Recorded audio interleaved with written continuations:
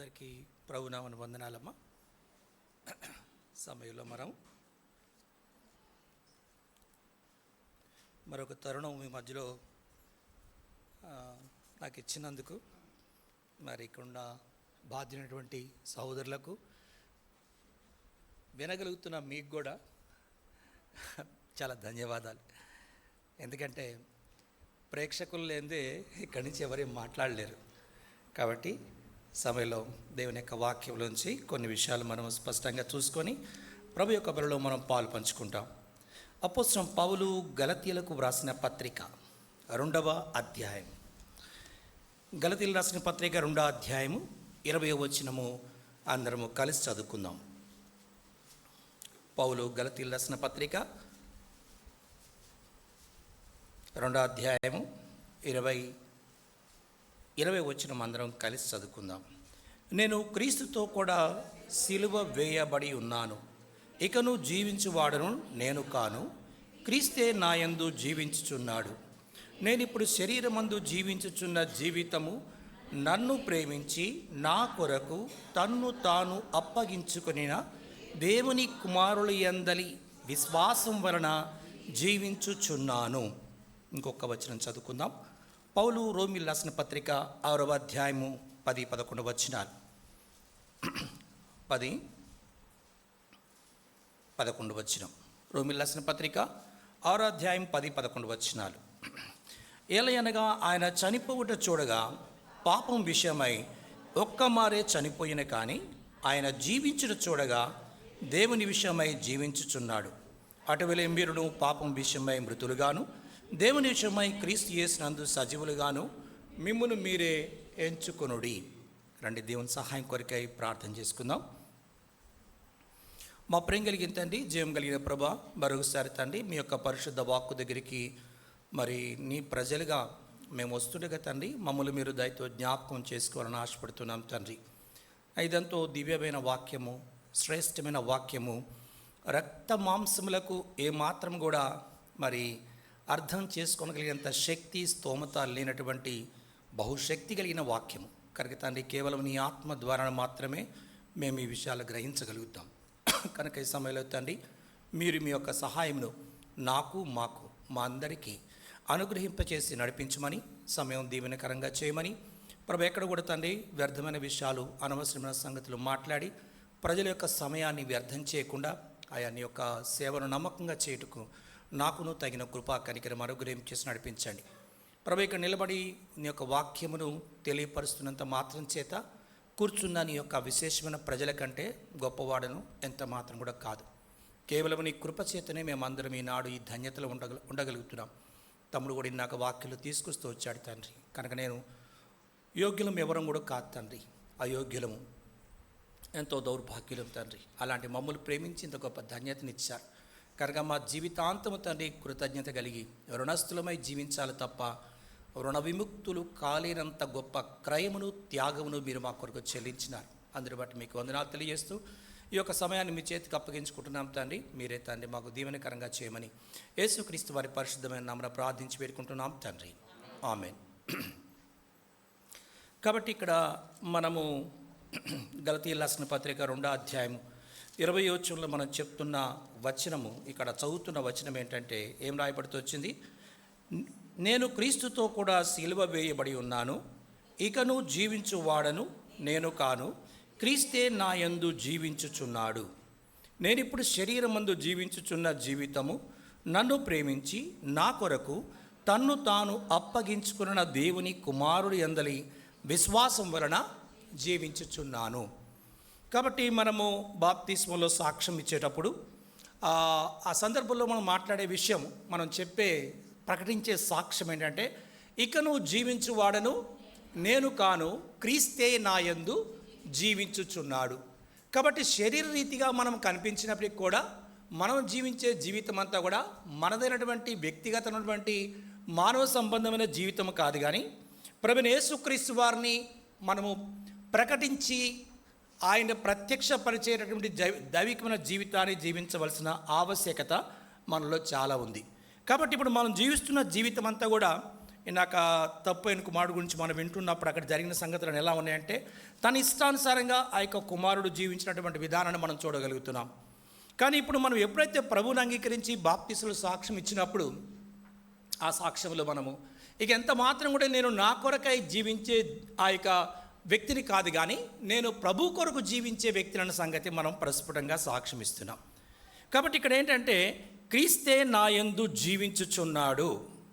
ఇక్కడ ఎక్కడన్నా మాట క్రీస్తే నా యందు 20వ వచనంలోనే క్రీస్తే నా యందు ఇప్పుడు క్రీస్తు మన యందు జీవించుచున్నాడు అంటే దానికి సంబంధించిన ఆనవాలు మన జీవితంలో కనిపించాలి. యేసుక్రీస్తు ఎలా జీవించాడు, యేసుక్రీస్తు ఏ విధంగా జీవించాడు అనేది ఆ యొక్క సందర్భాలు, ఆ యొక్క సంఘటనలు ఇవన్నీ మనం తీసుకున్నప్పుడు కొన్ని ప్రత్యేకమైనటువంటి సందర్భాల్లో ప్రభువైన యేసుక్రీస్తు వారు ఎలా బ్రతికినాడు, ఆ బ్రతికినటువంటి వైఖరి మనం అదే విధానంలో బ్రతుకుతున్నామా లేదా అన్నది ఇప్పుడు మనం చెక్ చేసుకోవాల్సిన ప్రాముఖ్యమైన ప్రధానమైనటువంటి సంగతి. ఇక్కడ ప్రభు బలలో చేవేస్తున్న మనము బాప్తిస్మలో సాక్ష్యం ఇచ్చినాము, ఇకను జీవించేవాడు నేను కాను అంటే మన భావోద్రేకాలకు ఏమాత్రం కూడా తావులేదు. మనదైనటువంటి ఆ యొక్క స్వబుద్ధి కానీ స్వంత వైఖరి కానీ స్వంత ప్రవర్తనకు కానీ ఏమాత్రం కూడా మన జీవితంలో అలాంటి ఆనవాలు లేకుండా అవకాశం లేని వ్యక్తులుగా క్రీస్తుని పోలి నడుచుకునే వ్యక్తులుగా మనం ఈ లోకంలో ఉండాలి.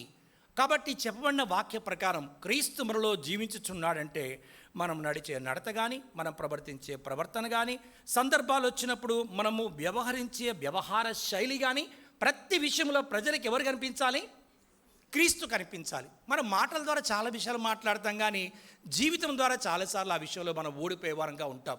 కనుకనే మన మధ్యలో బల్లంచబడి ఎప్పటికప్పుడే మన జీవితాలు మనం సరిచేసుకొని దానిలో పాలు పంచుకోవాలనే సంగతి చూస్తున్నాం. కాబట్టి మొట్టమొదటిగా మనం గమనించినట్టయితే యేసుక్రీస్తు వారి యొక్క జీవితంలో కొన్ని సంఘటనలు కొన్ని సందర్భాలు అన్నీ నేను చెప్పడానికి సమయం కాదు, కొన్ని విషయాలు మాత్రం సాధ్యమైనంత క్లుప్తంగా ఒక్కొక్క సందర్భంలో ఒక్కొక్క సంఘటనలో ఎలా ఆయన జీవితంలో జీవించాడు, అదే పోలికలో మనం ఉన్నామా లేదా, మనం కూడా అలాంటి జీవితాన్ని కలిగి ఉన్నామా లేదా, ప్రజలు అదే చూడగలుగుతున్నారా మన జీవితంలో అనేది మనం గమనించినట్టయితే మొట్టమొదటి యేసుక్రీస్తు వారి యొక్క ఓవరాల్గా ఆయన యొక్క జీవితం మొత్తాన్ని కూడా క్లుప్తంగా ఆయన జననము కానీ ఆయన యొక్క జీవనము కానీ ఆయన యొక్క మరణము కానీ అంటే జనన జీవన మరణ చక్రాల్లో ఎక్కడ ఏ రీతిగా యేసుక్రీస్తు వారు అతని గురించి ఎలాంటి సాక్ష్యం ఇస్తూ వచ్చారు అనేది మనం చూసినట్టయితే మత్తయి సువార్త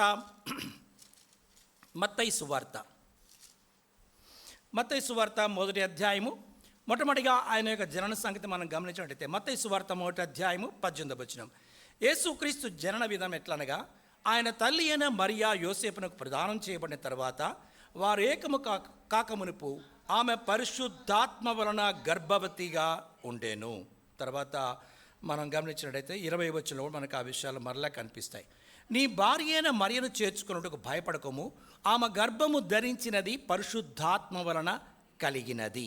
కాబట్టి మనం ఏంటంటే యేసుక్రీస్తు వారి యొక్క జననము బాప్తిస్మమిచ్చి యోహానేమో పుట్టినది మొదలుకొని పరిశుద్ధాత్మ చేత నింపబడిన వాడు బాప్తిస్మిచ్చి యోహాను.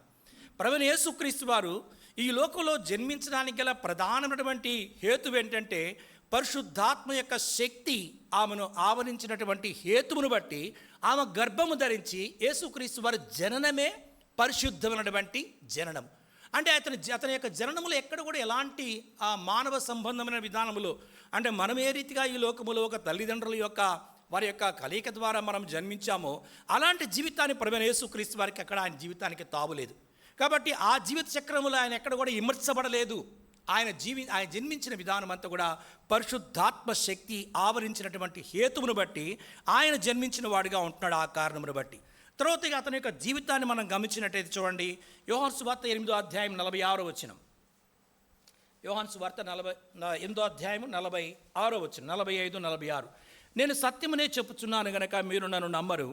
నా యందు పాపమున్నదని మీలో ఎవడో స్థాపించును. నేను సత్యము చెప్పుచున్న ఎడల మీరెందుకు నన్ను నమ్మరు. కాబట్టి గమనించినట్టయితే యేసు ప్రభు వారు ఒక ఛాలెంజ్ విసిరాడు ఆ దినాల్లో ఉన్న ప్రజలకి. ఏమంటున్నాడు? నా యందు పాపమున్నదని మీలో ఎవడు స్థాపించును.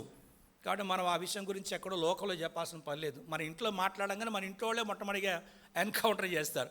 నువ్వు అంత ఏడ పరిశుద్ధంగా బ్రతుకుతున్నావు, నువ్వు అక్కడంత నీతిగా ఎలా బ్రతుకుతున్నావు.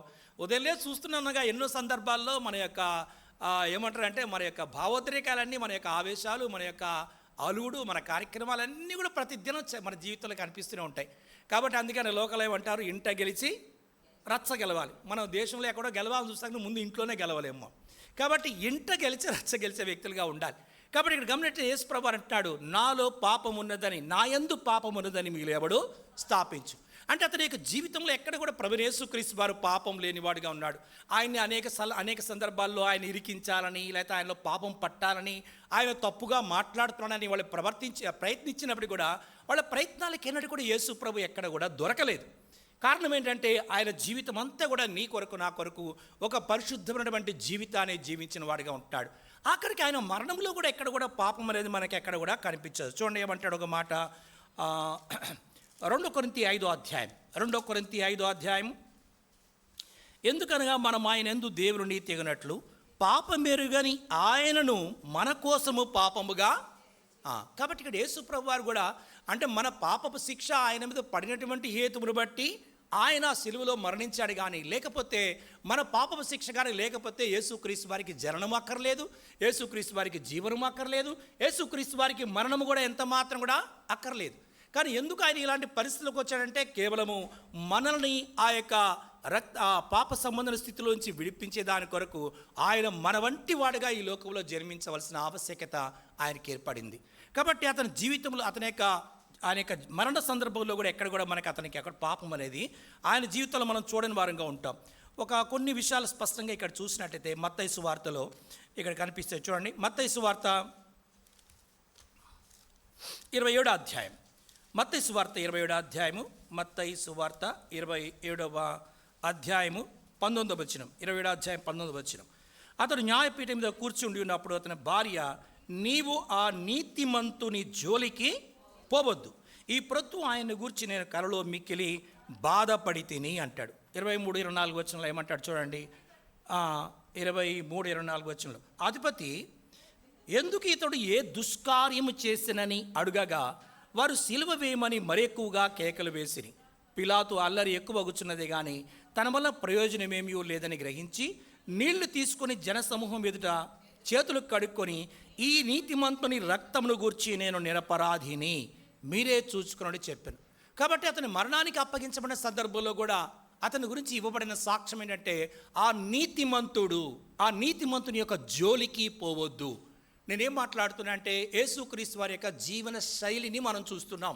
ఆ జీవన విధానంలో క్రీస్తు నా యందు జీవించుచున్నాడని చెప్తున్నటువంటి మన జీవితంలో కూడా ఇలాంటి ఆ జీవిత సాక్ష్యాన్ని మనం కలిగి ఉండవలసిన ఆవశ్యకత ఉంది.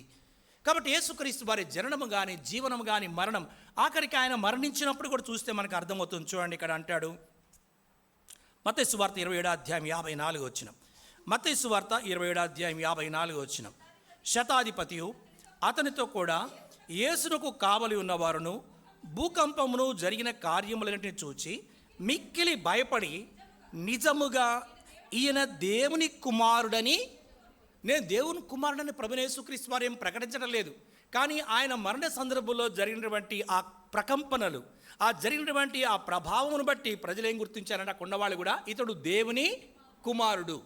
కాబట్టి అతని జీవితం అంతా కూడా మనం గమనించే మనకు ఒక ఆలోచన రావచ్చు, ఆయన యేసు ప్రభు దేవుని కుమారుడు, యేసు ప్రభు కాబట్టి ఆయన దేవుని కుమారుడు గనక ఆయనకి వేటిలో కూడా ఏమాత్రం కూడా ఎంత మాత్రం ఆస్కారం ఉండదు కాబట్టి ఆయన జీవించాడు. ఎందుకంటే మొన్న ఈ మధ్య ఒక సహోదరునితో మాట్లాడుతూ వచ్చినప్పుడు, మనం ఇలా చేయాలి, ఇలా జీవించాలంటే అన్న మీరు యేసు ప్రభు చెప్పిన మాటలు చెప్పకండి అన్న, ఎందుకంటే యేసు ప్రభు వారికి మాత్రమే అది సాధ్యము, అది మనకు సాధ్యం కాదు అన్నాడు. కానీ యేసు ప్రభు వారికే సాధ్యము, మనకు సాధ్యము కనడానికి ఎంత మాత్రం కూడా వెళ్ళలేదు. ఎందుకంటే యేసు ప్రభు వారు పరిపూర్ణమైనటువంటి మానవుడు, పరిపూర్ణమైన దేవుని కుమారుడు. అంటే నీకు నాకు ఒక బాధ కలిగినా, ఒక నొప్పి కలిగినా, ఒక కష్టం కలిగినా అదే అనుభూతి యేసుక్రీస్తు వారికి కలుగుతుంది. ఆయన ఎంత మాత్రం కూడా దానికి ఆ పరిధిలో లేనటువంటి వాడు కాదు. చూడండి, హెబ్రీ పత్రిక 12వ అధ్యాయం, క్షమించాలి, హెబ్రీ పత్రిక 2వ అధ్యాయము, హెబ్రీ పత్రిక 2వ అధ్యాయము 14-15 వచనాలు అంటాడు, కాబట్టి ఆ పిల్లలు రక్త మాంసములు గలవారైనందున ఆ ప్రకారమే మరణము యొక్క బలము గలవానిని, అనగా అపవాదిని మరణము ద్వారా నశింప చేయుటకును జీవితకాలమంతయు మరణ భయము చేత దాస్యమునకు లోబడిన వారిని విడిపించుటకును ఆయన కూడా రక్త మాంసములలో పాలివాడాయను. ఇక్కడ చాలా ప్రాముఖ్యమైన సంగతి. ఏలయనగా ఆయన ఎంత మాత్రమును దేవదూతల స్వభావమును ధరించుకొనక అబ్రహాము సంతాన స్వభావమును, కాబట్టి ఆయన పరిపూర్ణమైన మానవ స్వభావాన్ని కలిగిన వాడిగా ఉంటున్నాడు. అందుకే ఆయన కొన్ని సందర్భాలు నిద్రించాడు, కొన్ని సందర్భాల్లో ఆకలి కొన్నాడు, కొన్ని సందర్భాల్లో అలిసిపోయాడు, కొన్నిసార్లు ఆవేశపడ్డాడు. అంటే ఆయన జీవిత చరిత్ర అంతా చూసుకున్నట్టయితే లాజరు దగ్గరికి వచ్చినప్పుడు ఆయన కన్నీరు విడిచాను. అంటే ఒక మానవునిగా కలిగే ప్రతి ఒక్క అనుభూతి ప్రభువైన యేసుక్రీస్తు వారు పొందినటువంటి విధానాన్ని మనం చూడగలుగుతాం. ఆఖరికి శిలువ మీదకి వెళ్లే ముందు కూడా ఏమంటాడు? తండ్రి నిశ్చిత్తమైతే ఈ గిన్నె నా యొద్ద నుండి తొలగించి అంటాడు. అతని యొక్క చెమట రక్త బిందువుల వలె, అంటే ఒక పెయిన్, ఒక కష్టము, ఒక బాధ, ఒక దుఃఖము, నీవు నేను బ్రతుకుతున్నప్పుడు ఎలాంటి అనుభవం నుంచి వెళుతున్నామో ఈ అనుభవాలన్నిటికీ ప్రభువైన యేసుక్రీస్తు వారు అతీతుడు కాదు. ఆయన పరిపూర్ణమైన మానవుడు కనుక అలాంటి పరిపూర్ణమైన మానవుడే. అందుకనే అపవాది చేత శోధించబడటకు అతడు అరణ్యమునకు. కాబట్టి ఎక్కడ కూడా ఏంటంటే ఇప్పుడు మనకి ఏదైనా ఒక విషయం మనం చెప్తున్నామంటే మనం వెంటనే వ్యక్తిని ఎలా కౌంటర్ చేస్తామంటే, నువ్వు బాగానే చెప్తలే అబ్బా, నీ దాకా వస్తే కానీ దిగినోడికే లోతు అర్థమైద్ది, కానీ దిగినోడికి ఏమైద్ది అంటే ఎదుటివాడికి ఏదైనా చెప్పాలని చెప్తే ఏమంటే ఇవన్నీ మాటలు చెప్పడానికి బాగానే ఉంటుంది. మన యొక్క నైజము, మన యొక్క తత్వము ప్రభువైన యేసుక్రీస్తు వారికి తెలుసు కనుక ప్రతిదీ ఆయన బ్రతికి, ఆయన చేసి, ఆయన ప్రవర్తించి చూపించి మాట్లాడుతూ వచ్చాడు తప్ప ఎక్కడ కూడా ఆయన గట్టు మీద నిలబడి ఇలాంటి మాటలు మాట్లాడేది. ప్రతిదీ ఆయన అనుభవించి. కాబట్టి ఈ యొక్క సమయంలో క్రీస్తే నా యందు జీవించుచున్నాడు అనే మాట మనం తీసుకున్నట్టయితే ఆయన జననము కానీ, అతని యొక్క జీవనము కానీ, అతని యొక్క మరణము కానీ ఎక్కడ కూడా ప్రభువైన యేసుక్రీస్తు వారి జీవితంలో పాపము లేనివాడిగా ఉంటున్నాడు.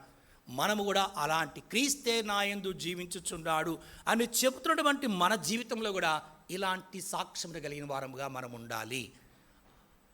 అని మనకు అనుమానం రావచ్చు, ఎందుకు మన మధ్యలో ప్రతి ప్రభుదినంలో బల్ల పెడుతున్నాం అంటే ఏదైనా పొరపాటు జరగడానికి ఆస్కారం ఉండొచ్చు. ఎందుకంటే మనము పాప సంబంధమైన శరీరములో ఉన్నటువంటి వాళ్ళము. పౌలు అంటాడు కదా, మేలు చేయగోరని మేలు చేయక చేయగోరని కీరునే నేను. కాబట్టి ఏది చెయ్యాలని ఆశపడుతున్నది చేయలేనటువంటి అశక్తత కలిగిన శరీరంలో ఉన్నటువంటి వాళ్ళం. అందుకే నేను ఎంత దౌర్భాగ్యుడును, ఇట్టి మరణకరమైన శరీరం నుండి నన్ను ఎవడు. కాబట్టి దేవుడు అంత గొప్ప పరమ ఐశ్వర్యాన్ని ఎలాంటి స్థలంలో పెట్టాడంటే, మనమైతే ఒక విలువ కలిగిన వస్తువుని తీసుకెళ్ళి సేఫ్ లాకర్లో పెట్టి చాలా భద్రంగా దాన్ని కాపాడుతూ వస్తాం. కానీ దేవుడు ఇంత గొప్ప పరలోక సంబంధమైన పరమ సంబంధమైన జీవాన్ని ఎక్కడ పెట్టాడంటే రక్త మాంసంతో కూడుకున్న మంటి దేహంలో పెట్టాడు. అంటే ఈ దేహంలో ప్రతి దినము ఎన్ని ఫ్లక్చువేషన్స్ ఉన్నాయంటే మన శరీరంలో ఎన్ని రకాలు, కొన్నిసార్లు ఆవేశపడతాం, కొన్నిసార్లు కోప్పడతాం. వీటన్నిటి మధ్యలో మనలో ఉన్నటువంటి జీవాన్ని మనం గుర్తించినప్పుడు ఎప్పటికప్పుడే మనం రెక్టిఫై చేసుకొని మన జీవితాన్ని రికన్సైల్ చేసుకోవడానికి ఆస్కారం ఉంటుంది.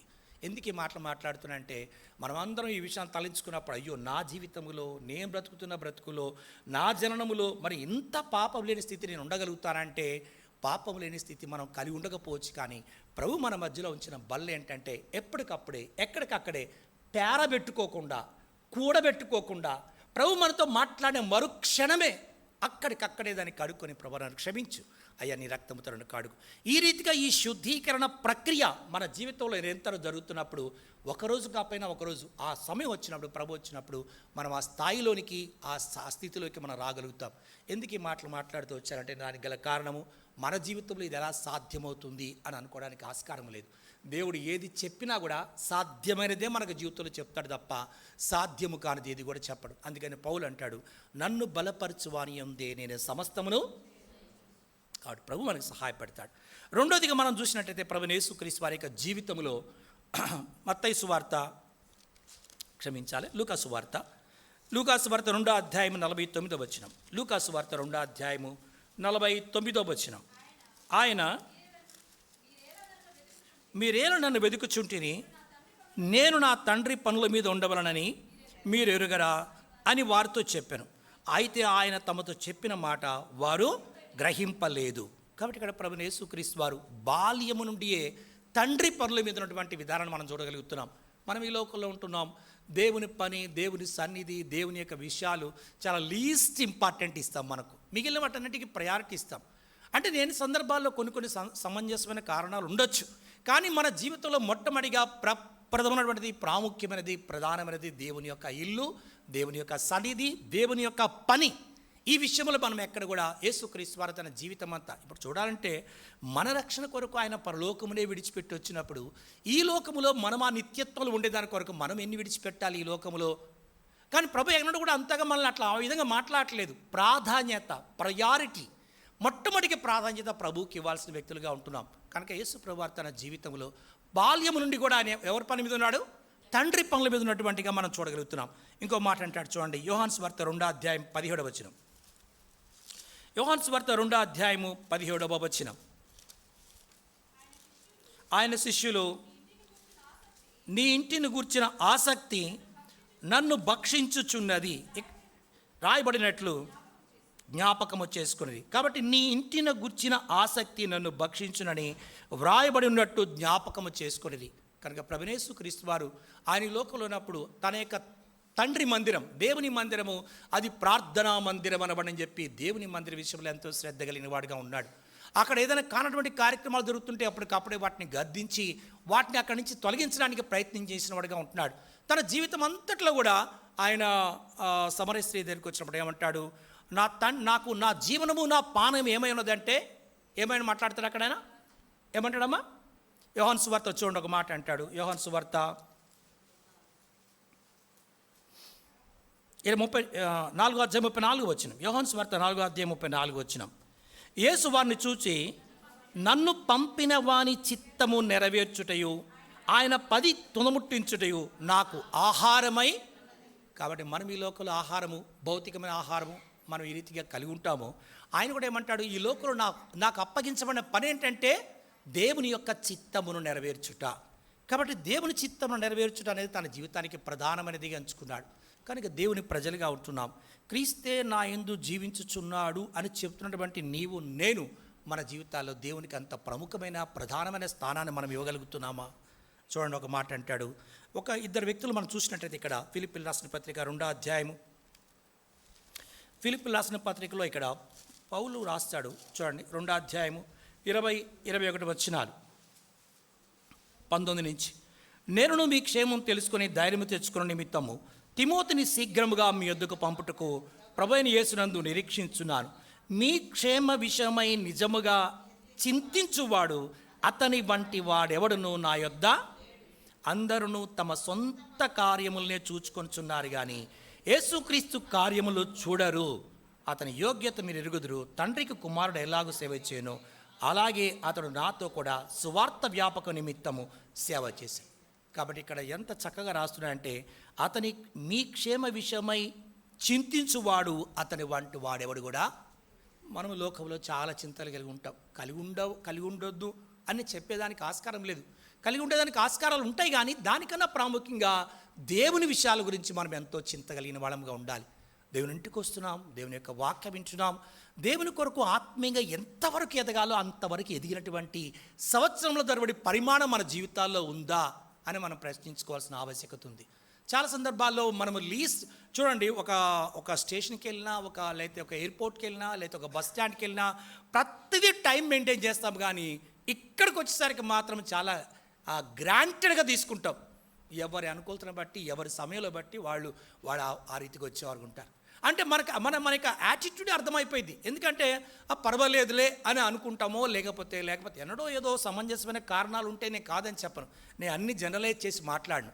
రీజనబుల్ ఉంటాయి కొన్నిసార్లు, కొన్ని ప్రాముఖ్యమైన ప్రత్యేకమైన పరిస్థితులు. కానీ వీలైనంత వరకు మన జీవితాల్లో దేనికి ప్రాముఖ్యత ఇస్తున్నాము, దేనికి ప్రాధాన్యత ఇస్తున్నాము. కాబట్టి పౌలు ఇక్కడ ఫిలిప్పీయులకు రాస్తూ తిమోతి గురించి చెప్తున్నాడు, మీ విషయమై చింతించే ఇతని వంటి వాడెవడు నా దగ్గర లేడు. కాబట్టి తిమోతి గురించి అంత చక్కటి సాక్ష్యం చెప్తూ ఎపఫ్రోదితు గురించి ఇంకా చక్కటి మాట చెప్తాడు. 2వ అధ్యాయము 19-20 వచనాలు. 2వ అధ్యాయం 19-20 వచనాలు. ఫిలిప్పీయులకు రాసిన పత్రిక 2వ అధ్యాయము క్షమించాలి 29 వచనం, 29-30. నా ఎడల మీ ఉపచర్యలో ఉన్న కొదువును తీర్చుటకై అతడు తన ప్రాణమునైనను లక్ష్య పెట్టక క్రీస్తు యొక్క పని నిమిత్తమై చావునకు సిద్ధమై ఉండను గనక పూర్ణానందంతో ప్రభునందు అతన్ని చేర్చుకొని అట్టి వారిని ఘనపరచుడి. కాబట్టి ఇక్కడ ఎపఫ్రోదితు గురించి ఈ విషయాలు రాయబడుతూ వచ్చినాయి. అతని గురించి అతను ఏమంటాడు, అతని గురించి అతని వల్లే ప్రాణం పెట్టేదాని కొరకు కానీ దేవుని పని కొరకు చావునకు సిద్ధమైనటువంటి వ్యక్తి కానీ ఎవరు లేరు అన్న సంగతి ఇక్కడ పౌలు రాస్తున్నాడు.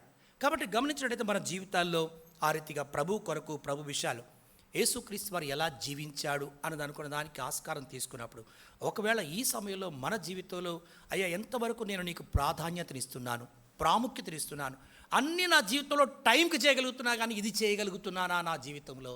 అయ్యా నీ విషయం కానీ నీ పని విషయం కానీ లోకంలో చాలా విషయాల గురించి ఎంతో చింత ఉంది, ఎంతో వేదన ఉంది, శరీరంలో ఉన్నా కనుక ఉండొచ్చు. కానీ వాటన్నిటికంటే ప్రాముఖ్యంగా ప్రధానంగా దేని గురించి మనం చింతించే వాళ్ళు ఉండాలంటే ఆయన పని గురించి, ఆయన ఇంటిని గురించి. ఎందుకంటే మనము మాటలు తేలిగ్గా నేను కానీ మనము కానీ మనమందరం కూడా మాట్లాడేస్తాం, కానీ ఆ జీవించే జీవిత విధానంకి వచ్చేసరికి మాత్రము మాటల్లో చెప్పినంత పవర్ లైఫ్లో లేని వారంగా ఉంటాం.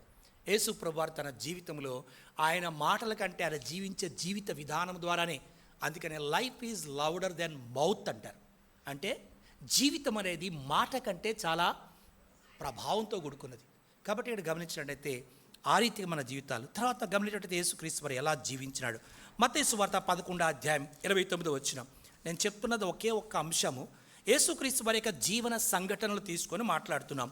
ఆయన నాలో జీవిస్తున్నాడని చెప్తున్నాము. నిజంగా అలాంటి విధానము, అలాంటి కొలమానము, అలాంటి పరిస్థితులు మన జీవితంలో మనం కలిగిన వారముగా ఉన్నామా అన్నది. మత్తయి సువార్త 11:29 నేను సాత్వికుడును దీన మనసు గలవాడను గనక మీ మీద నా కాడి ఎత్తుకొని నా యొద్ద నేర్చుకునుడి, అప్పుడు మీ ప్రాణములకు విశ్రాంతి దొరుకును. కాబట్టి ప్రభువైన యేసుక్రీస్తు వారు ఎంత దీనుడుగా ఆయన లోకములో బ్రతికాడనే సంగతి మన జీవితంలో మర్చిపోకూడదు. ఆయన దీనత్వానికి ఒకే ఒక్క ప్రత్యక్ష నిదర్శనం ఏంటంటే ఈనాడు నీవు నేను పొందిన గొప్ప రక్షణ గల కారణము ఆయన దీనత్వమే. ఒకవేళ యేసుక్రీస్తు వారిలో ఆ దీనత్వమే కానీ లేకపోతే ఈనాడు ఈ రక్షణ మనకి ఎంత మాత్రం కూడా దొరికేది కాదు. ఎందుకంటే ఆయన ఎంత మాత్రము కూడా తన జీవితంలో దేవునితో సమానముగా ఉండుట విడిచిపెట్టకూడని భాగ్యమని ఎంచుకొనక ఆ పరలోక రాజ్యముని విడిచిపెట్టి దేవుని యొక్క మహిమను విడిచిపెట్టి తను ఈ లోకానికి వచ్చి నీ కొరకు నా కొరకు గొప్ప క్రైములు చెల్లించిన విధానం మనం చూడగలుగుతాం. అతని జీవితం అంతట్లో కూడా దీనత్వమే మనకు ప్రధానంగా కనిపిస్తుంది. ఆత్మీయమైన జీవితానికి మొట్టమొదటి కొలమానం ఏంటంటే నువ్వు దీనుడుగా ఉన్నావా లేదా అన్నది చాలా ప్రాముఖ్యం. దేవుని యొక్క వాక్య ఆత్మ విషయమై దీనులైన వారు ధన్యులు, వారు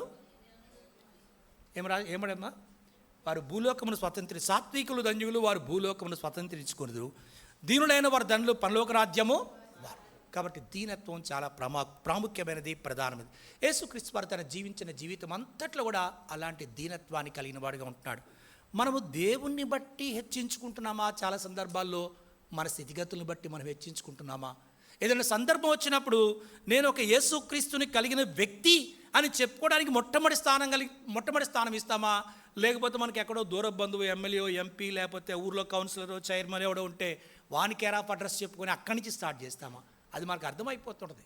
చాలా సందర్భాలు క్రైస్తవుడైనందుకు సిగ్గుపడకూడదు. ఎంతో ధైర్యంగా అయ్యా నాలో ఉన్నవాడు లోకములో ఉన్నవాడి కంటే, ఈ వాక్యం బాగానే ఉంటుంది. మొదటి యోహాను సువార్త 4వ మొదటి యోహాను పత్రిక 4వ కానీ నిజంగా లోకంలో వెళుతున్నప్పుడు మనము అలా చెప్తాం. యేసు ప్రభు గురించి తర్వాత చెప్తాం. ఎందుకంటే ఏం చెప్తే సమస్య ఇస్తుందో. ఇంకా రానున్న దినాల్లో ఇంకా చాలా సమస్యలు వస్తాయి. అసలు ఈ రీతిగా సంఘాలు పెట్టుకొని వాక్యం చెప్పే పరిస్థితిలో ఉంటుందో లేదో కూడా తెలియదు. ఎందుకంటే ఈరోజు మార్నింగ్ చూస్తే వాట్సాప్లో ఒకటి వచ్చింది. ఇంకా రాను ఏమైపోతుందంటే అసలు మనం ఇంత స్వేచ్ఛగా వచ్చి ప్రభుని ఆరాధించుకునే స్థితిగతులు భవిష్యత్తులో కోల్పోతామో మనకు తెలియదు. సిచ్యువేషన్ చాలా భయంకరంగా ఉంది. కాబట్టి ఇక్కడ గమనించినట్టయితే ప్రభువైన యేసుక్రీస్తు వారు ఆయన ప్రతి విషయంలో కూడా ఎంతో దీనుడిగా ప్రవర్తిస్తూ వచ్చాడు. కాబట్టి తండ్రి అయిన దేవుని గణపరుస్తూ వచ్చాడు. ఎక్కడ తన్ను తాను కూడా గణపరచుకోలేదు. కాబట్టి మన జీవితంలో దేవుని ప్రజలుగా ఉంటున్నాం. ఏ విధంగా మనం ఈ లోకంలో దీనులుగా ఉంటున్నామా? ప్రభువును బట్టి హెచ్చించుకొని అయ్యా నేను యేసుక్రీస్తుని కలిగిన వ్యక్తిని, నాలో ఉన్న ప్రభు గొప్పవాడు, ఆ గొప్ప వ్యక్తిని నీకు పరిచయం చేస్తున్న సంగతి మనము మాట్లాడగలిగే వారముగా ఉంటామా? చూడండి యోహాను సువార్త 13వ అధ్యాయం. యోహాను సువార్త 13వ అధ్యాయం 12 నుంచి 16 వచనాలు. 13వ అధ్యాయము 12 నుంచి 16 వచనాలు. ఇక్కడ ఏమంటాడు చూడండి. వారి పాదములు కడిగి తన పై వస్త్రం వేసుకున్న తర్వాత ఆయన మరలా కూర్చుండి, నేను మీకు చేసిన పని మీకు తెలిసినదా? బోధకుడనియో ప్రభునియో మీరు నన్ను పిలుచున్నారు. నేను బోధకుడును ప్రభువును కనుక మీరు పిలుచుట న్యాయమే. కాబట్టి ప్రభువును బోధకుడునైనా నేను మీ పాదములు కడిగిన ఎడల మీరును ఒకరి పాదములు ఒకరు కడుగవలసినదే. నేను మీకు చేసిన ప్రకారం మీరును చేయవలనని మీకు మాదిరిగా ఇలాగూ చేసి తిని. దాసుడు తన యజమానుని కొంటే గొప్పవాడు కాడు, పంపబడిన వాడు తను పంపిన వానికంటే గొప్పవాడు కాడని మీతో నిశ్చయముగా కాబట్టి ప్రభువైన యేసుక్రీస్తు వారు తన జీవితం అంతట్లో కూడా నన్ను బోధకుడని ప్రభు అని పిలుస్తున్నారు, న్యాయమే. కానీ బోధకుడు ప్రభు నేను మీ పాదములు కడిగినట్లా మీరు కూడా ఏం చేయాలి, ఒకరి పాదములు ఒకరు. కానీ దుఃఖకరమైన సంగతి ఏంటంటే ఆత్మీయంగా ఎదుగుతున్న కొద్దీ మనలో దీనత్వం పోతుంటుంది. ఒక విధమైనటువంటి ఆత్మీయమైనటువంటి గర్వం అనేది జీవితంలో చోటు చేసుకుంటుంది. ప్రజలు మన దగ్గరికి వచ్చినప్పుడు వాళ్ళతో మనం ప్రవర్తించే విధానంలో కానీ, లేకపోతే ఇంకా ఎట్లుంటుందంటే మనకి యాటిట్యూడ్ అర్థమైపోతుంటుంది. నాకు చాలా విషయాలు తెలుసు, నేను చక్కగా బోధిస్తాను, నేను చక్కగా పాడగలుగుతాను, లేకపోతే మరి బయటికి చెప్పకపోయినప్పటికీ మన యొక్క కదలికలే అర్థమైపోయింది. ఆ రీతిగా ఒక సపరేట్ లైఫ్ అనమాట. అంటే నేను ఇలాంటి వ్యక్తిని కాదు అన్నట్టుగా. కానీ పౌలు జీవితంలో మనం చూడగలుగుతాం ఆయన ఎంత దీనాతీరుడు అంటే ఆయన తండ్రి వలె వాళ్ళని హెచ్చరించాడు. తల్లి వలె ఏమంటాడు, స్తన్యమిచ్చు తల్లి తన పిల్లలను హక్కును చేర్చుకున్నట్లుగా నేను మిమ్మల్ని నా హక్కున చేర్చుకున్న యత్నించి అంటాడు తెస్సలోనికైకి రాస్తూ. అంటే ఏంటంటే ఆత్మీయంగా ఎదుగుతున్నామంటే ఏమయ్యాలంటే ప్రజల్లో చొచ్చుకొని పోవాలి. కానీ మనం ఏమవుతుందంటే ఆత్మీయంగా ఎదుగుతున్న కొద్దీ సపరేషన్, ఒక చుట్టూ ఒక వలయం వచ్చేస్తుంది. ఈ వలయం దాటి వచ్చి నిన్ను ముట్టుకోవాలంటే కూడా భయపడతారు ప్రజలు. అబ్బో ఆయనకి చాలా ప్రార్థన చేస్తాడు, ఆయన చాలా వాక్యం చెప్తాడు అని చెప్పి మన ఒక డిస్టెన్స్ అనేది ఆటోమేటిక్గా ప్రజలకి నీకు ఏర్పడుతుంది. అది ఆత్మీయత కాదు, అది దీనత్వం కాదు. నువ్వు ఎంత దీనుడు. అందుకని మనుష్య కుమారుడు పరిచారము చేయించుకున్నటకు రాలేదు, కానీ చేయుటకును తన ప్రాణమును క్రయధనముగా మన కొరకే ఇవ్వడానికి వచ్చినాడు. నువ్వు ఆత్మీయుడివి అన్నప్పుడు ఒకళ్ళు వచ్చి నిన్ను పలకరించడం కాదు, నువ్వే వెళ్ళి ఇతరులను పలకరించాలి. అది దీనత్వం. అంటే మనం చాలాసార్లు ఏంటంటే వాళ్ళు వస్తారులే నా దగ్గరికి అంటే మనం తెలుసో తెలియక చేస్తుండొచ్చు కొన్ని సందర్భాలు. కానీ నా తలంపు ఏంటంటే, నా తలంపు అని కాదు కానీ వాక్యంలో చూసుకున్నట్టయితే మన జీవితాలంటే మనం ఎంత దీనులమైతే అంతగా క్రీస్తు యొక్క సువార్త మన జీవితం ద్వారా ప్రజలకు వెళ్ళగలుగుతుంది. ఎందుకంటే ప్రజలకి యాక్సెసిబిలిటీ ఎక్కువ అవుతుంది నీ దగ్గర రావడానికి. ఎందుకంటే నేను చాలా సందర్భాలు నేను ఊరికనే థియరీ చెప్పడం కాదు కానీ ప్రాక్టికల్గా చూస్తూ వచ్చాను. కొంతమంది చూస్తే మా దగ్గరకు వచ్చిన ప్రీచర్స్ కూడా చాలాసార్లు ఒకరిద్దరిని చూసినట్టయితే ఆత్మీయంగా చాలా గొప్ప స్థితిలో ఉన్నట్టుగా మంచి వాక్యం ప్రకటిస్తారు, కానీ దగ్గర దిగిన తర్వాత ఆ వ్యక్తిని అప్రోచ్ చేయడానికి ఎన్ని రిస్ట్రిక్షన్స్ అంటే ఆ వ్యక్తి దగ్గరికి వెళ్ళి మాట్లాడడం కూడా అవకాశం ఉండదు. ఎందుకంటే లేదు అంటారు, లేదేంటో నాకు అర్థం కాదు. కానీ మనం ఏంటంటే ఇక్కడ వాక్యం ప్రకటించి దేవుని ప్రజలుగా ఉంటున్నామంటే ఒక తల్లి స్వభావము, ఒక తండ్రి స్వభావము, ఒక సోదర స్వభావము, సోదరి స్వభావం. ఈ దీనత్వం నీలో ఉన్నప్పుడు 10 మంది నేను అప్రోచ్ చేయగలుగుతారు, లేకపోతే అప్రోచ్ లేరు. లేకపోతే ఒకలాంటి నాకు తమ్ముడు చెప్తూ వచ్చాడు, పరిసయ్యుల నీతి యొక్క ఆ యొక్క స్వనీతి ఎక్కువైపోతుంది మన జీవితాలు. మనం 10 మందికి పరిచినటువంటి విస్తరాకులాగా అలాంటి వ్యక్తులుగా ఉండాలి.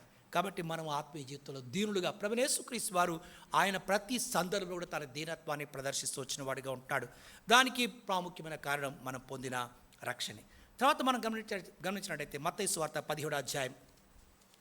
యేసుక్రీస్తు వారు ఎక్కడ అభ్యంతర పడలేదు, అభ్యంతర పరచలేదు. మత్తయి సువార్త 17వ అధ్యాయం. మత్తయి సువార్త 17వ అధ్యాయము 24 నుంచి 27 వచనాలు. మత్తయి సువార్త 17వ అధ్యాయము 24 నుంచి 27 వచనాలు. వారు కపెర్నహూమునకు వచ్చినప్పుడు అరశెకెలను పన్ను వసూలు చేయవారు పేతురు వద్దకు వచ్చి, మీ బోధకుడు ఈ అరశెకెలు చెల్లింపడా అని అడుగగా, చెల్లించును అనను. అతడు ఇంట్లోనికి వచ్చి మాటలాడక మునిపే యేసు ఆ సంగతి ఎత్తి, సీమోనా నీకేమీ తోచున్నది? భూరాజులు సుంకమును పన్నును ఎవరి యొద్ద వసూలు చేయుదురు? కుమారుల యొద్దనా అన్యుల యొద్దనా అని అడిగాను. అతడు అన్యుల యొద్దనే అని చెప్పగా యేసు, అలాగైతే కుమారులు స్వతంత్రులే, అయినను మనము వారికి అభ్యంతరము కలుగ చేయకుండానట్లు నీవు సముద్రమునకు పోయి గాలం వేసి మొదట పైకి వచ్చి చేపను పట్టుకొని దాని నోరు తెరిచిన యెడల 1 షెకెలు దొరుకును. దాన్ని తీసుకొని నా కొరకును నీ కొరకును వారికి ఇమ్మని. నేను పన్ను చెల్లించేదానికి నాకు అసలు ఏమాత్రం కూడా నేను ఆ పరిధిలోకి రాను. నేను పన్ను చెల్లించాల్సిన అవసరం లేదు. దాసులైన వారు పన్ను చెల్లిస్తారు, కానీ కుమారులైన వారు పన్ను చెల్లించడానికి ఆస్కారం లేదు. అయినా కూడా ఉన్నటువంటి చట్ట ప్రకారము, అక్కడున్న నియమ నిబంధనల ప్రకారము ఉల్లంఘించకుండా, అభ్యంతర పడకుండా ఆ యొక్క షెకెల్ తెప్పించి అది నీ కొరకు నా కొరకు చెల్లించమని కోరినవాడిగా ఉంటున్నాడు.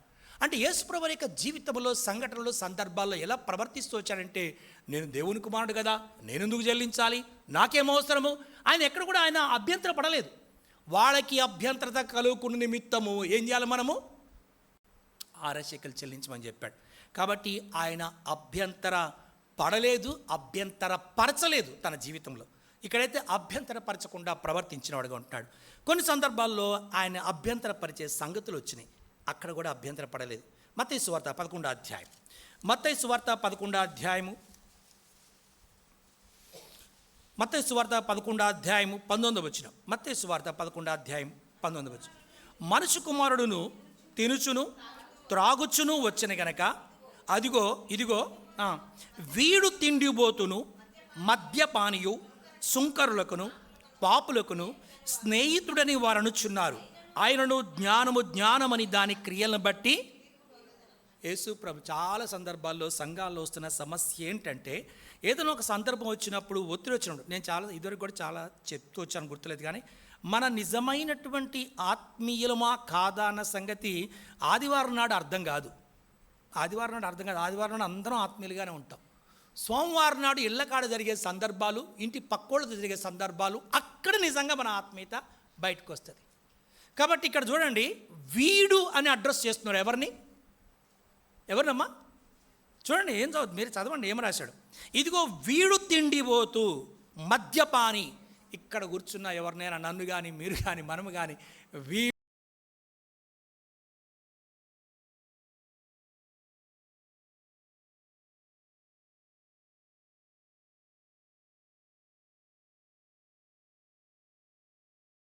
ఆ గొడవలో సమాధానం చెప్పాలని ప్రయత్నం చేస్తే వాళ్ళు ఎంత రోషాలు తెచ్చుకుంటున్నారన్నా, అరే తురే అంటున్నారన్నా నన్ను అని చెప్పి, పెద్దోళ్ళే చిన్నోడ్నే అరే తురే అన్న పెద్ద చిన్నోడు అన్న భావంతో వాళ్ళు అరే అన్నారు.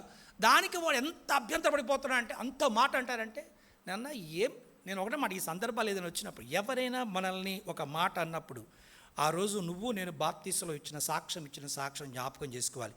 ఇక నువ్వు జీవించువాడను కానప్పుడు మనకి ఎందుకు ఇంత సమస్య అన్నది నిన్ను కాదు కదా. ఎవరిని అన్నారమ్మా?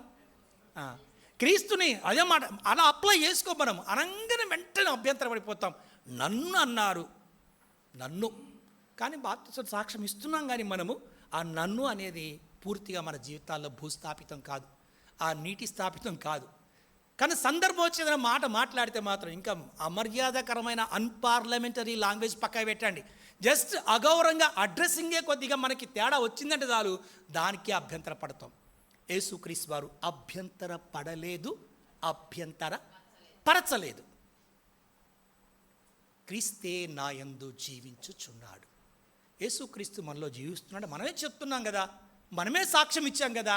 మరి సందర్భాలు వచ్చినప్పుడు నిజంగా క్రీస్తు బయటకు వస్తున్నాడా, లేదా యేసుక్రీస్తు అని లోపల లాకర్లు అట్లా భద్రంగా పెట్టేసి మనం బయటకు వస్తున్నామా? మనమే బయటకు వస్తాం. అక్కడే అర్థమైంది, ఆశీర్వాదం తింటున్నామో లేకపోతే ఇంకేదో ఇప్పుడు పింక్ సాల్ట్ తింటున్నామో, ఆ ఉద్రేకము ఆవేశం అన్నీ బయటకు వచ్చేస్తాయి. చాలా భయపడి మాట్లాడేస్తాం. అందుకని ఎప్పుడైనా కోపం వచ్చినప్పుడు ఏం చేస్తారంటే, తొందరపడి మాట్లాడకండి, కొద్దిసేపు ఆగండి, లేదా పక్కకి వెళ్ళిపోండి. ఎందుకంటే ఆవేశం అనేకమైన అనర్థాలకి దారితీస్తుంది. కాలు జారితే తీసుకోవచ్చు, కానీ మాట జారితే కొన్ని ఏళ్లుగా తించినా కూడా అది సువర్ణాక్షరాలతో లిఖించబడుతుంది మన జీవితంలో. సందర్భం వచ్చినప్పుడల్లా దాన్ని బయటికి తీస్తాం. ఆ రోజు ఏ రోజు? సో అండ్ సో రోజు. ఆ రోజు మందిర డెడికేషన్ రోజున నువ్వు ఆ తలుపు దగ్గర అక్కడ నిలబడేటప్పుడు నువ్వు అన్న మాట ఇప్పటికీ నేను మర్చిపోలేదు. ఎంత చక్కగా గుర్తుంది. వాక్యం గుర్తుందా? వాక్యం గుర్తుంటుంది, కానీ జరిగిన ఇన్సిడెంట్స్ అంటే ఇక్కడ నిలబడి చెప్తున్నాను, వేరే అనుకోకండి. మనం అందరం ఇలాంటి వారమే. సందర్భం వస్తే కానీ మన జీవితాలు బయటికి అర్థం కావు. కాబట్టి నేనేమంటున్నా అంటే, అభ్యాసం. అయ్యా నేను క్రీస్తు, నేను ఎవరైనా నా దగ్గరికి వచ్చినా సంఘములో ఎన్ని పరిస్థితులు ఉంటాయంటే, ఆ పరిస్థితులు వచ్చినప్పుడు అడిగినప్పుడు ఒకటే ఇదే, నాన్న ఇంత మాట అన్న తర్వాత ఎట్లా నేను రావాలి చెప్పనంటే, అరే నిన్ను కాదు అన్నది అర్థం చేసుకో, నీలో ఉన్న క్రీస్తుని అన్నారు. క్రీస్తునంటే నీకెందుకు సమస్య? ఆయన చూసుకుంటాడు కదా. ఈ సత్యాన్ని గుర్తించింది పౌలు ఒక్కడే. గుర్తించాడు కనుకనే ఆయన ప్రతి మనుషుల్ని క్రీస్తు కొరకు సిద్ధపరచాలని చెప్పి ఆశపడుతూ వచ్చాడు. ఎందుకని ఆయన సంఘాన్ని హింసించినప్పుడు ఆకాశం నుండి వచ్చిన దర్శనంలోంచి ఒక మాట వచ్చింది. ఏమన్నాడు ఆయన? నీవేళ నన్ను హింసించుచున్నావనేసరికి నిన్నెప్పుడు హింసించాను? ఎవరిని హింసించింది ఆయన?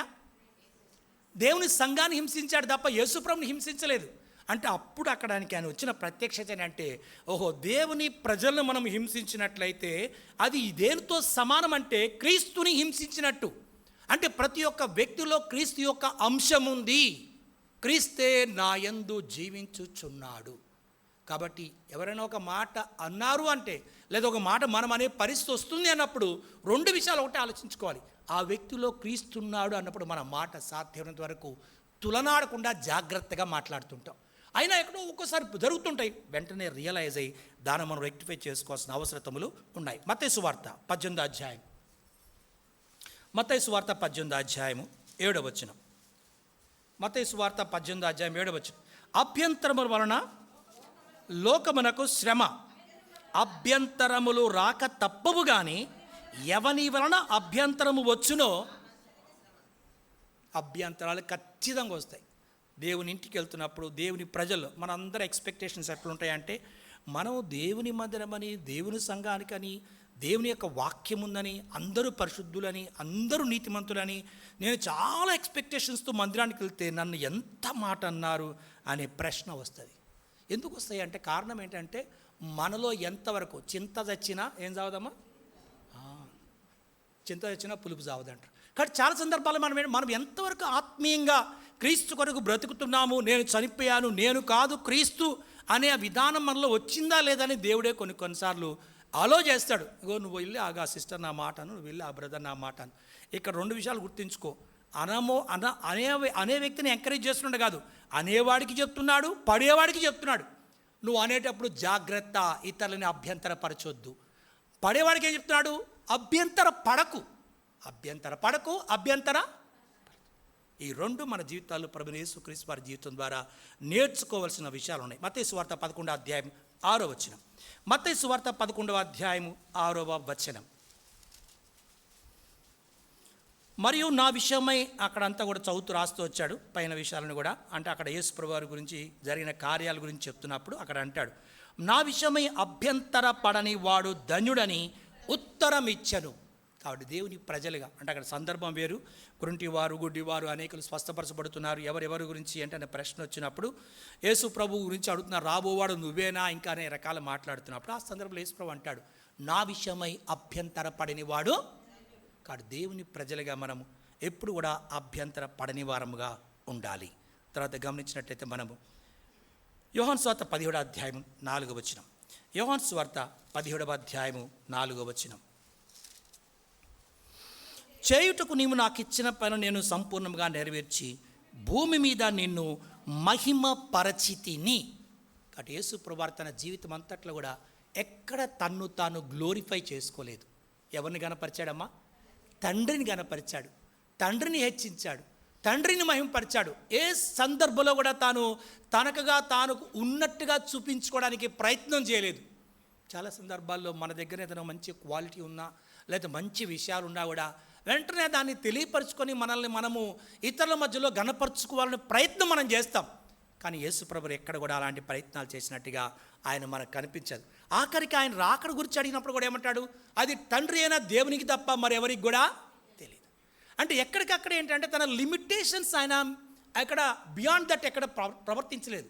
ప్రతి సందర్భంలో తండ్రికి ఇవ్వవలసిన స్థానాన్ని తండ్రికి ఇచ్చాడు, తండ్రిని గణపరచాల్సిన విధానాన్ని తండ్రిని గణపరుస్తూ వచ్చాడు.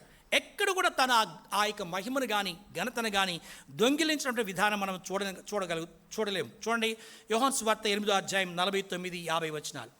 యోహాను సువార్త 8వ అధ్యాయం 49-50 వచనాలు. నేను నా మహిమను వెతుకుటలేదు, వెదకుచు తీర్పు తీర్చుచు ఉండువాడు ఒకడు కలడు. కాబట్టి ఇక్కడ ఏమంటున్నాడు? ఆయన తన మహిమను వెతకని వాడిగా.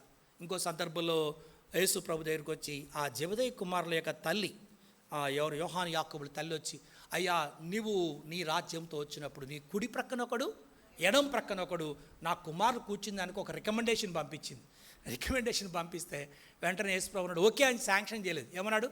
నా కుడి ప్రక్కన కానీ నా ఎడం ప్రక్కన కానీ కూర్చుండేది నా అధీనతలో లేదు.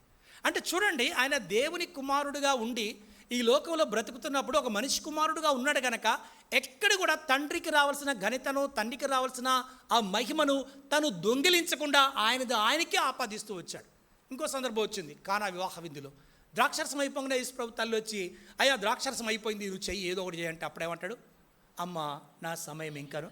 చేసేవాడికి ఎప్పుడైతే అమ్మ దానికి సమయం కావాలా?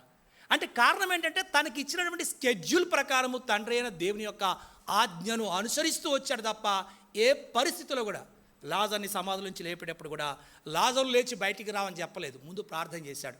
తండ్రి అయిన దేవా, నీవు నా మనవి వినునందునా అని చెప్పి అన్న తర్వాత ఆ లాజర్ని బయటికి పిలిచిన వాడిగా ఉంటున్నాడు. అంటే ఎక్కడ కూడా తండ్రికి రావాల్సిన ఘనతని కానీ మహిమని కానీ ఆయన దొంగిలించినటువంటి ప్రభువుగా మనం చూడగలుగుతాం. చూడండి, ఇంకొక మాట అంటాడు యోహాను సువార్త 7వ అధ్యాయము, యోహాను సువార్త 6వ అధ్యాయము 38వ వచనం. యోహాను సువార్త 6వ అధ్యాయం 38వ వచనం.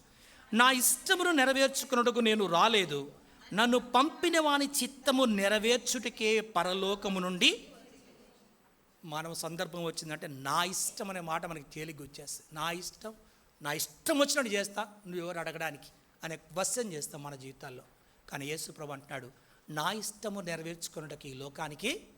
కాబట్టి ఎక్కడికక్కడే దేవుని యొక్క నామమునకు రావాల్సిన ఘనతను మహిమను ఇస్తూ దేవుని యొక్క అనుజ్ఞ మేరకే ప్రవర్తిస్తూ వచ్చాడు తప్ప తను ఎక్కడ కూడా తన్ను తాను ప్రొజెక్ట్ చేసుకోవడానికి కానీ తను ఇంకా ఇంకా అతని హెచ్చించుకోవడానికి కానీ ఎక్కడ యేసుప్రభు ప్రవర్తించలేదు.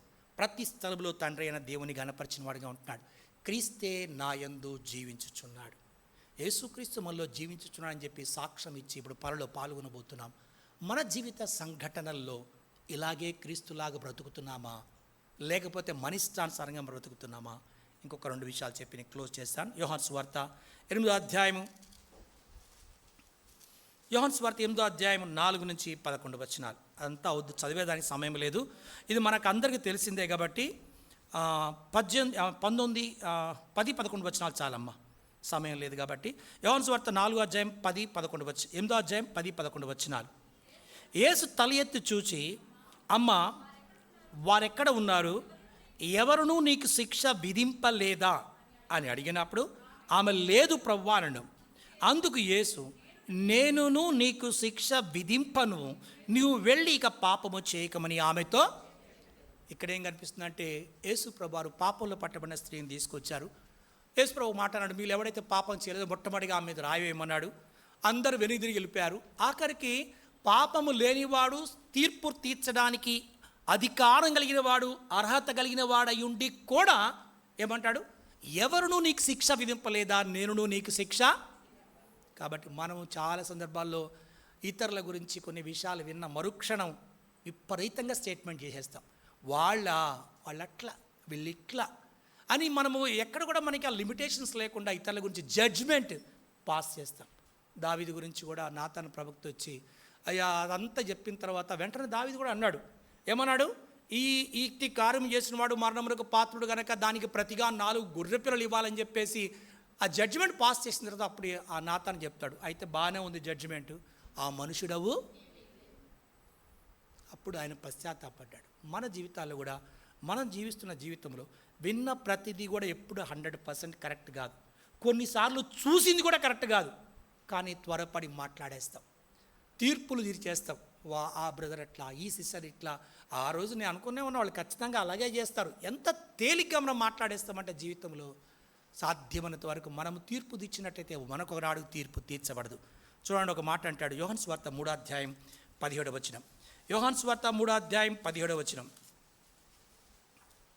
ఇది మనకు 16వ వచనం అందరికీ బాగా తెలుసు. లోకము తన కుమారుని ద్వారా రక్షణ పొందుటకే కానీ లోకమునకు తీర్పు తీర్చుటకు దేవుడు ఆయన లోకములోనికి యేసు ప్రభువారిని లోకములో తీర్చడానికి పంపనప్పుడు యేసు ప్రభుని అంగీకరించిన ప్రజలుగా మనకెంతవరకు రైట్ ఉంది తీర్పు తీర్చడానికి? ఎందుకు తీర్పు తీరుస్తాం మన జీవితాల్లో ఇతరుల గురించి? కాబట్టి యేసుక్రీస్తు వారు ఎవ్వరికీ తీర్పు తీర్చలేదు. అంటే కొన్ని విషయాలు మనం మాట్లాడుతుంటాం, కొన్ని విషయాలు కావచ్చు, కానీ వాటిని మనం మాట్లాడే విధానం కూడా చాలా జాగ్రత్తగా, అయ్యా వ్యక్తి ఇలా పరిస్థితుల్లో ప్రవర్తించాడు కానీ అని చెప్పవచ్చు, కానీ మనం జడ్జిమెంట్ పాస్ చేయకూడదు. ఆయన అట్లాంటోడే, ఈమె ఇట్లాంటిదే అనే మాట మన జీవితాల్లో ఎన్నడూ కూడా అంత ఆశీర్వాదం కలిగింది కాదు. యోహాను సువార్త 5వ అధ్యాయం 23వ వచనంలో కూడా యేసు వారి గురించి ఏం రాయబడుతుంది చూడండి. 5వ అధ్యాయము 23వ వచనం. తండ్రిని గణపరచునట్లు అందరూ కుమారుని గణపరచవలనని తీర్పు తీర్చుటకు సర్వాధికారము కుమారునికి అప్పగించి ఉన్నాడు. కుమారుని గణపరిచిన వాడు ఆయనను పంపిన తండ్రిని గణపరచాడు. కాబట్టి తీర్పు తీర్చుటకు సర్వాధికారం కలిగినటువంటి యేసుక్రీస్తు ప్రభు వారే అనేకమైన సందర్భాల్లో, అమ్మ ఎవరు నీకు శిక్ష విధించలేదా? నేను కూడా నీకు శిక్ష విధించను, నువ్వేం చేయాలా? ఇక నువ్వు పాపము. కాబట్టి ఆయన ఆ రీతిగా ప్రవర్తిస్తూ వచ్చాడు. కాబట్టి మన జీవితాల్లో మనం తీర్పు తీర్చడము ఏమాత్రం కూడా ఆశీర్వాదకరమైన సంగతి కాదు. కాబట్టి ఎవరైనా పరిస్థితులు అలా ఉంటే, ఏదైనా విషయాలు ఉన్నప్పుడు వాళ్ళ గురించి మనం ప్రార్థన చేయాలి, లేకపోతే ప్రేమతో ఆ విషయాల గురించి మనం తెలియపరిచే వ్యక్తులుగా ఉండాలి. కానీ తొందరపడి మాట్లాడడం అనేది కూడా ఆశీర్వాదకరమైన సంగతి. కొన్నిసార్లు ఉంటాయి, నేను కాదని చెప్పను, కానీ చాలా బ్యాలెన్స్డ్గా మనలో అట్లీస్ట్ ఏమంటారంటే ఆ కాన్షియస్ మనలో ఉన్నప్పుడు మనం మాట్లాడే విధానం కూడా జాగ్రత్తగా ఉండగలుగుతుంది. తర్వాత గమనించినట్లయితే చివరిగా యెషయా గ్రంథం 53వ అధ్యాయం, యెషయా గ్రంథం 53వ అధ్యాయము 7-8 వచనాలు. యెషయా గ్రంథం 53వ అధ్యాయము. నేను మాట్లాడుతున్న విషయాలన్నీ ఏంటంటే క్రీస్తే నా యందు 53వ అధ్యాయం 7-8 వచనాలమ్మ. అతడు దౌర్జన్యము నందును బాధింపబడినను అతడు నోరు తెరవలేదు. వదకు తేబడు గొర్రె పిల్లయు బొచ్చు కత్తిరించు వానిట గొర్రెయు మౌనముగా ఉండనట్లు అతడు నోరు తెరవలేదు. అన్యాయపు తీర్పు నొందిన వాడై అతడి కొనుపబడెను. అతడు నా జనుల అతిక్రమమును బట్టి మొత్తబడిన కదా. కాబట్టి గమనించినట్టయితే ఇక్కడ యేసు ప్రభువారు అన్యాయపు తీర్పు పొందినటువంటి వాడుగా ఉంటున్నాడు. అయినా అతడు నోరు తెరవలేదు. కానీ స్పందనకు ప్రతిస్పందన మన జీవితాల్లో చాలా సందర్భాలు కలిగి ఉంటాం. దానివల్ల ఏమవుతుందంటే ఒక విషయం సమాధాన పడేదానికంటే కూడా ఇంకా అది ఇంకెక్కువ కలవరానికే దారితీస్తుంది. ఎవరైనా ఒక్కరైనా జీవితంలో సమాధాన పడాలని తగ్గించుకుంటే ఒక సమస్యను పరిష్కరించగలుగుతాం. ఎందుకు ఈ రోజుల్లో మన జీవితంలో, మన కుటుంబాల్లో కానీ, మన ఇళ్లల్లో కానీ, లేకపోతే సంఘాల్లో కానీ చాలా సందర్భాల్లో ఒక సమస్యను మనము పరిష్కరించలేకపోవడం గల కారణం ఏంటంటే ఎవ్వరు తగ్గే ప్రసక్తే లేదు. ఎవరు కూడా అంతే అంతే అంతే అది ఇట్లా పెరుగుకుంటూ పోతూనే ఉంటుంది. ఎవరికైనా ఒక పార్టీ వారికైనా చెప్పి ఇలా కాదురా బాబు అని చెప్పి ప్రభు ఇలా చెప్పాడంటే ఎవ్వరు వినే పరిస్థితి చాలా సందర్భాల్లో మనకు కనిపించదు. మనం కూడా కొన్ని సందర్భాల్లో ప్రవర్తిస్తుంటాం మర్చిపోయి.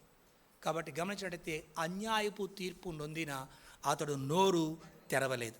ఇక్కడ అంటాడు, ఇంకా నోరు తెరవమని చెప్పినా కూడా తెరవలేదు. చూడండి, మత్తయి సువార్త 27వ అధ్యాయం 12-14 వచనాలు. మత్తయి సువార్త 27వ అధ్యాయం, మత్తయి సువార్త 27వ అధ్యాయం 12-14 వచనాలు. ప్రధాన యాజకులను పెద్దలను ఆయన మీద నేరం మోపినప్పుడు ఆయన ప్రత్యుత్తరం ఏమీ చెప్పలేదు. కాబట్టి పిలాతు, నీ మీద వీరు ఎన్ని నేరములు మోపుచున్నారో నీవు వినలేదా అని ఆయన అడిగను. అయితే ఆయన ఒక్క మాటకైనను అతనికి ఉత్తరం ఇవ్వలేదు కనుక అధిపతి మిక్కిలి ఎందుకు ఆశ్చర్యపడ్డాడు? అరే ఇన్ని చెప్తున్నా ఒక్క మాట కూడా మాట్లాడలేదు. అది మాట్లాడమని చెప్పినా కూడా మాట్లాడలేదు. మనం మాట్లాడొద్దురా అన్న కూడా మాట్లాడేస్తాం. అస్సలు పట్టలేము కదా. ఇక ఎవరిని కంట్రోల్ చేయలేము, అంతే. ఒక సిచ్యువేషన్ రాగానే చేతులు వదిలేస్తాం, ఇక నాతో కాదు, ఈ సమస్య మీరే పరిష్కరించుకోండి.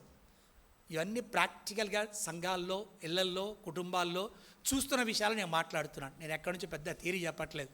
తమ్ముడు చాలా స్టడీ చేసి చాలా చెప్తాడు, కానీ అంత థియరీ అంత నా దగ్గర లేదు.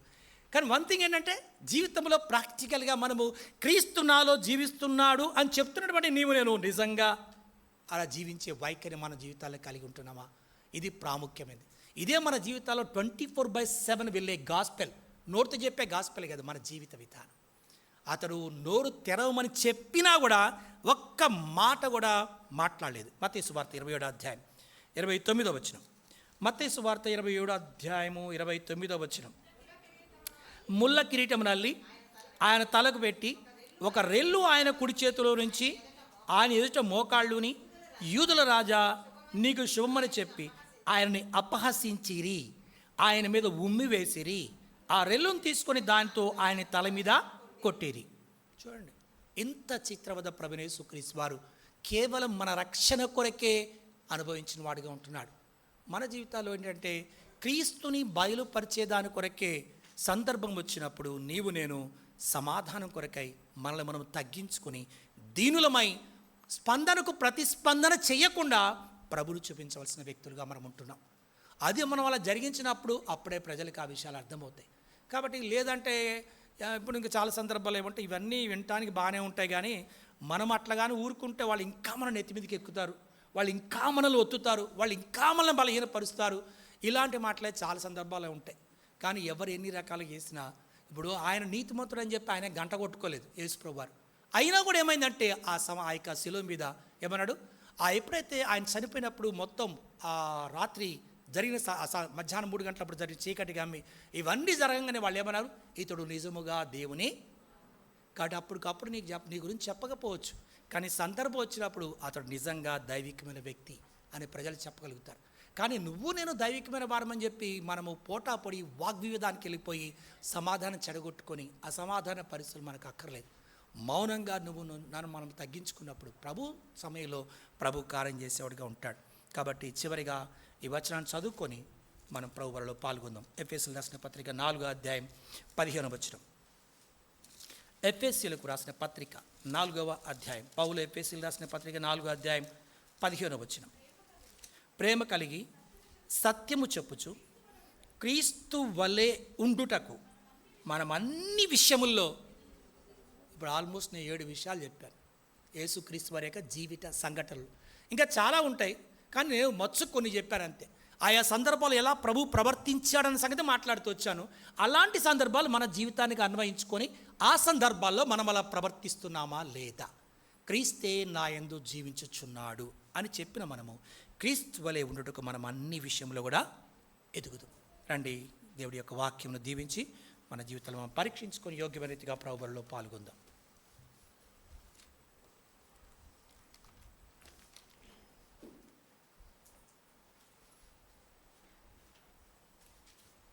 ప్రేమ కలిగిన మా ప్రియ పరలోకపు తండ్రి, ఈ యొక్క మధ్యాహ్న కాల సమయంలో మరొకసారి మా వ్యక్తిగత జీవితాలను పరీక్ష చేసుకోవడానికి మీరు మమ్మల్ని తీసుకొచ్చినందుకే వందనాలు, స్తోత్రాలు. ప్రభా, మా యొక్క జీవితము క్రీస్తును పోలి జీవించినట్లుగా క్రీస్తే నా యందు జీవించున్నాడు, జీవించువాడను నేను కాదు క్రీస్తే నా యందు జీవించున్నాడు అని రాయబడినట్టుగా పౌలు గారు చెప్పినట్లుగా మా జీవితంలో కూడా నిన్ను పోలి, నీ నడవడికను పోలి, నీ దృక్పథమును పోలి, నీ ఆత్మను పోలి, నీ మనసును పోలి మేము జీవించుటకు కృప చూపించండి. మీరు సహాయపడండి. మా వ్యక్తిగత జీవితాలు నీ వెలుగులో మేము రూపొందించబడినట్లుగా సహాయం చేయండి. మీరు ఎలా మాట్లాడారో మేము అలా మాట్లాడటానికి, మీరు ఎలా ఆలోచించారో మేము అలా ఆలోచించటానికి, మీరు ఎలా ప్రతిస్పందించారో మేము అలా ప్రతిస్పందించటానికి, మీరు ఎలా కనికరించారో మేము అలా కనికరించడానికి, మీరు ఎలా తగ్గించుకున్నారో మేము అలా తగ్గించుకోవడానికి, మీరు ఎలా ఆలోచిస్తారో మేము అలా ఆలోచించడానికి మీరు మాకు నేర్పించండి, కృప చూపించండి. మమ్మల్ని కనికరించమని యేసు ప్రభువు నామమున ప్రార్థిస్తున్నాం తండ్రి, ఆమేన్. అలాగే మనము మోకరించి మరి వాక్యానుసారంగా ప్రభు బలలో మనము యోగ్యముగా